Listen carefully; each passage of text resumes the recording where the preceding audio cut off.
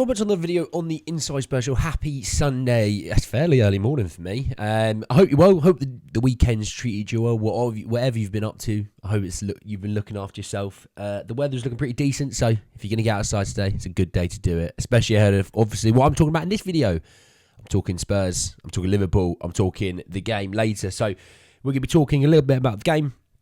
Some injury news, some team news around that, some forms, some fixtures, and all that kind of stuff. As well as that, just a little bit of a chat about yesterday's video and a bit of an update on the list of players that potentially we're listing offers for. So, plenty to get into, plenty to talk about. Just want to say, though, if you're new, give us a subscribe. You're very much welcome to join us for the journey. And obviously, yeah, the game today, the interesting game today, I think is what you could sum it up as. The 4:30 kickoff, Liverpool at home to Spurs. Liverpool technically are still in the title race. Mathematically, I'm talking about, obviously. Right now, they're sitting 8 points behind with 3 games to go. So, mathematically, they still can win the title. They win, obviously, the game against us. They go, then sit 5 points behind with 2 games to go. So, it's not out of the realm as a possibility they could do something, but it's looking pretty unlikely. And obviously, in that situation, you know, that 4th is 12 points behind. So, 12 points? No, not 12 points, sir. I'm being a full 8 points behind. So technically, they still could finish 4th. So, you know, they're going to be up for this game because of that, I think. You know, look, Liverpool aren't in exactly the best of form. You know, recently it's been a situation where if I gave them a penny to throw it into the ocean, they'd miss. They create so many opportunities. They just cannot seem to score. What I mean by that is, they obviously do score, but, consistently enough, they create great chance after great chance after great chance. And they might create 6 or 7 really great chances and score 1, and that's their issue. Then just not clinical enough. Sorry. I've been watching them actually the last few games, and you can't understand how they don't score more goals. Genuinely. I was looking at the team that was out for the West Ham game last time out. They had Alisson in goal, Robertson, Van Dijk, Quansah, and Alexander-Arnold in the back four. The midfield 3 were Endo. Yeah, that one. McAllister and Gravenberg. And then your top 3 were Diaz, Gakpo, and Elliott. And then off the bench was, Salah, Nunez, Dominic Szoboszlai, or Dominic Sausages, if you can't say his last name. I just look, West Ham only made 1 sub in that game. Sorry, got sidetracked, but that's a bit mental. On that, obviously, that was the game that Klopp and Salah had a bit of a, I wouldn't call it a bust up, but they had a very verbal disagreement. And, Salah said, if I speak, there's going to be fire. I didn't realise he was a dragon. But, it seems to be that things have kind of just gone a bit awry for Liverpool. Obviously, I know they won the Cup earlier on the season, the EFL Cup, but, going out to Manchester United in the FA Cup was an extra time. Atalanta turning up to Anfield, beating them 3-0, and then, obviously, I know they won the return leg, but, going out in that Cup competition. And then recently, just stuttering, really.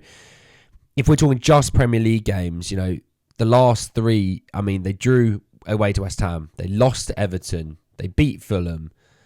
Before that, they lost to Crystal Palace at home. They drew to Manchester United.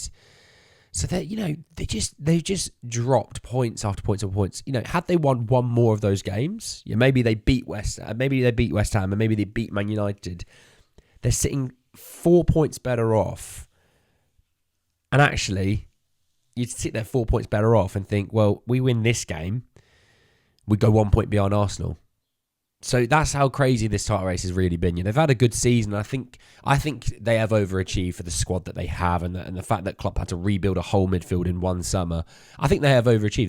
They've had a good season, but the media and Twitter warriors won't tell you that. On a bit of team news for them, this came directly from Liverpool's website.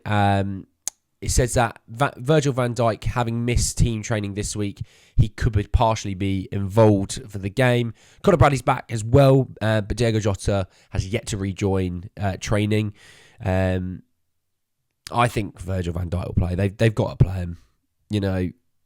If not, I'm just sort of looking at their team last time out. You'll have Quansah. is it Quanta and Kanata? I guess you're gonna want big Verge at the back, aren't you? Let's be honest. So yeah, a little bit on that. On Spurs' front, obviously, team news wise, no Destiny, no Davies at the back. I think all in all, we came out of the Chelsea game injury free. That's the only positive, I guess, from that game to take was that we're injury free.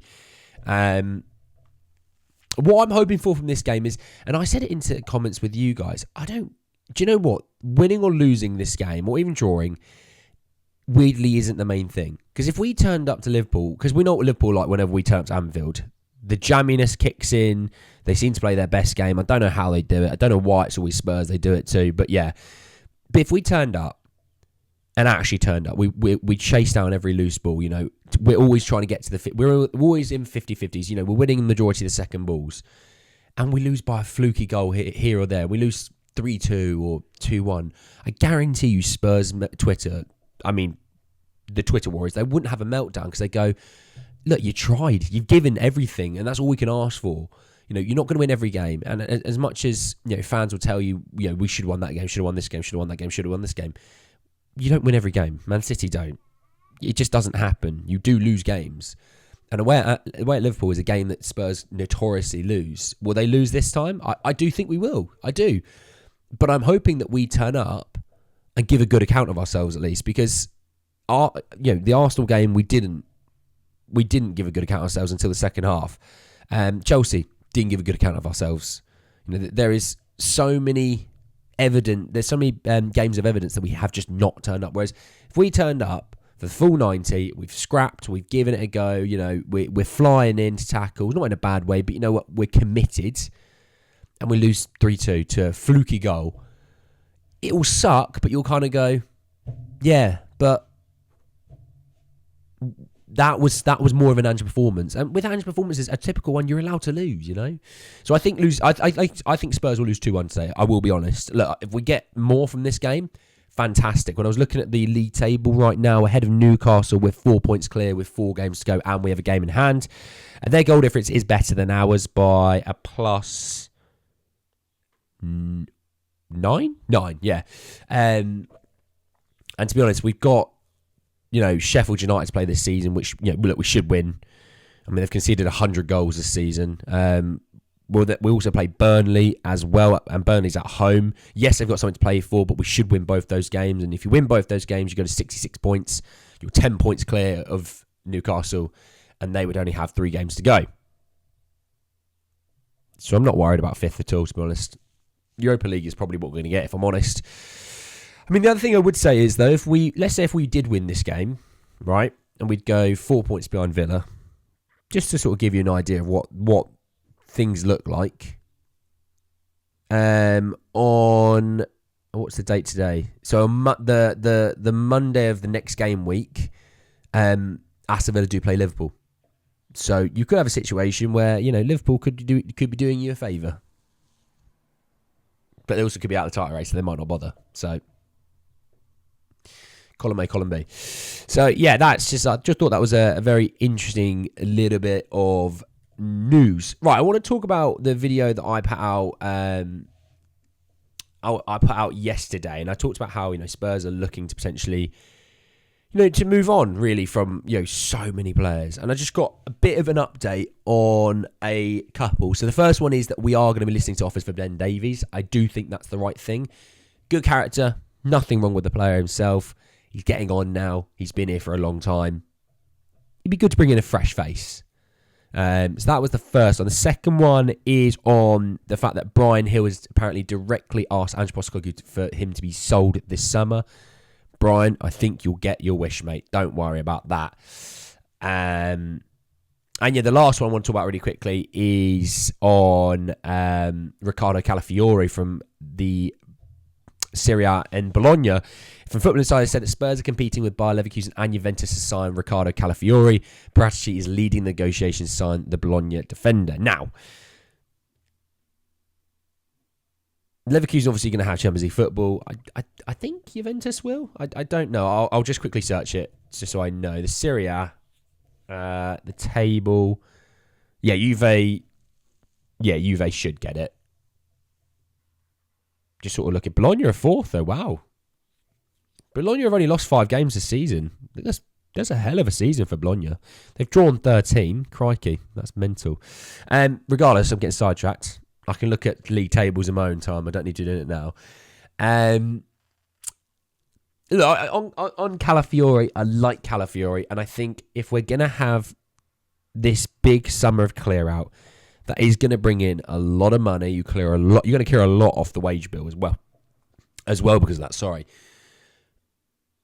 I've always said, there's no reason, we could be going for a Lloyd Kelly or Tosin Adarabioyo because it's free and it gives you more room to manoeuvre elsewhere. Well, if you're having a summer that we are expected and should have, it's not just expected, we should have this summer, massive clearing out loads of players that aren't going to be here in the long run, who maybe don't suit the system, as well as players who are out on loan and what have you, then you can spend 25 million on Riccardo Calafiori. If that's the guy they truly want, go and get him. If it's not, and you do want a Tosin Adarabioyo or you do want a Lloyd Kelly, then fine. If that's your guy, that's nothing wrong with that. Because at least that's the one that you want. And you live and die with the decisions you make as a chief executive, as a manager, But I as much as I think, we need players in, I'm of the idea that I think players out is probably actually a little bit more important right now. This squad is so bloated with even the players out on loan as well. You need to move on. You need a big clear out. And I just hope that Johan Lang, even Paratici, and himself as well, they put their foot down and say, no, we need players gone. Let's not muck around as well. Let's not wait till August 21st to then sell a player. Because we were waiting for offers. No, get them gone early doors. Forget about them. It allows you then to be so much more focused on what you want to do in incomings if you can just clear them out early doors. Because there's players there you can clear out very quickly and not have to worry about. Players that can leave on a free. But Ryan Sessegnon, just go, look, washing our hands with this. We're not going to sell him. We're just going to let his contract run out June 30th. Bye. So you see my point. I want to know your thoughts, feelings about like the Ben Davies one, the Calafiori, the Brighton Hill. Obviously, your thoughts, feelings about the game today. 4:30 kickoff in England time, obviously UK time. But yeah, anyways, guys, end of the video. Hope you enjoyed. Drop a like on the video if you did. Obviously, in the comments, let me know everything that I just said. Obviously, subscribe to the channel if you're new and hit the bell notification for more. But anyway, guys, end of the video. I'll see you all very, very soon. Take care, guys.